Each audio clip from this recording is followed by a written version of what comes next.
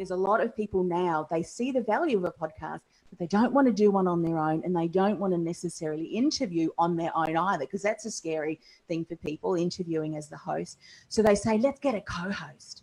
But that co-host, whilst may be working in the same industry, has different services and service offerings, and maybe different core values as well.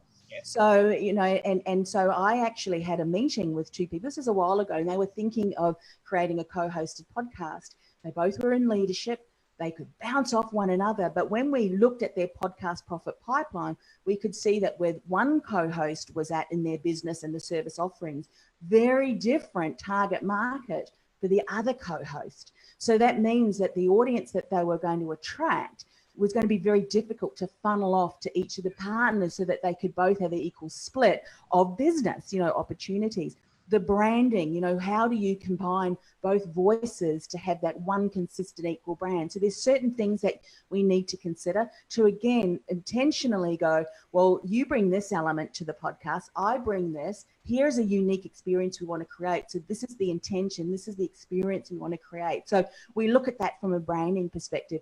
Now, some people might think, well, we're just going to record.